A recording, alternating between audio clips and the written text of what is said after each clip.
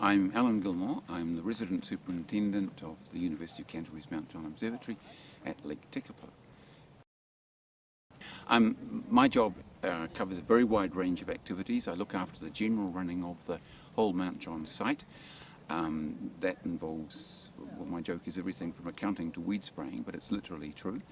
I spend quite a lot of time organising the accommodation for the visiting observers and looking after, for instance, the Japanese observers who come here for months at a time, making sure they've got groceries, etc.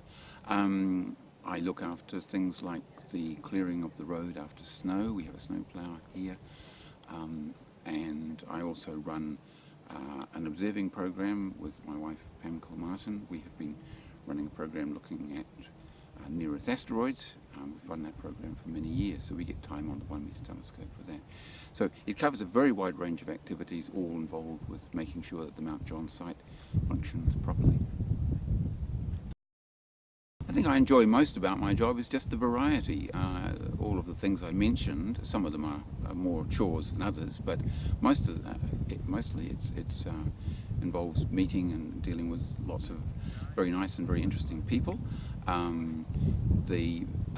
There's sort of vaguely adventurous things like driving a tractor snowplow at certain times, but the general variety. Also, I enjoy the Mount John environment. It's very scenic in a very beautiful part of New Zealand, and the night skies here, of course, are absolutely stunning with being so far from city lights and so on. So the whole variety and all of the intellectual stimulation from visitors and our own work all make it a very satisfying place. Mount John is in a mountain basin. We're surrounded by mountains on all sides, so that the mountains keep the coastal low cloud out. So we get a lot more clear skies here than most other places in New Zealand. About 50% of our nights are usable, not necessarily completely clear, but are usable, and you would hardly find that anywhere else in New Zealand.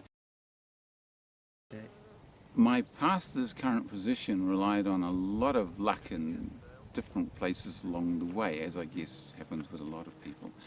My interest in astronomy goes right back to primary school, or probably even earlier. We lived in a country area when I was quite small, and we could see lots of stars. And I got interested in seeing meteors and stuff like that falling out of the sky. And my dad was able to answer my questions, so that led to a sort of early interest. And then at primary school, I started to read up a lot on astronomy.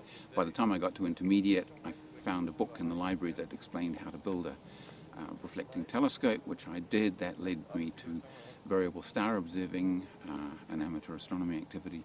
By the time I got to secondary school, that in turn, due to the contacts there, led me to be involved in the site testing for what became Mount John Observatory. I was employed in, by this stage, senior secondary school, I was employed in school holidays, sitting on various hilltops around New Zealand that were being investigated as possible sites for placing an observatory. And that was a great adventure through 1961 to early 1963. I then went to university and got a degree in physics. They weren't teaching astronomy at Victoria at that stage. It was only just getting going at Canterbury.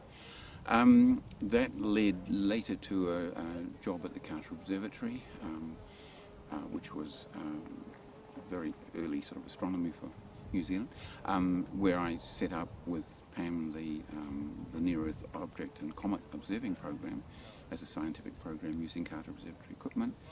And then eventually we were invited to use Mount John telescopes in the early the mid-1980s, and that led to us being employed at Mount John from late 1980, and we are still here, planning to retire around the end of this year. The Near-Earth Asteroid Project, as we run it, is follow-up, as we call it, of discoveries that are made elsewhere. We don't search for the objects ourselves. Our telescopes are not suitable for that.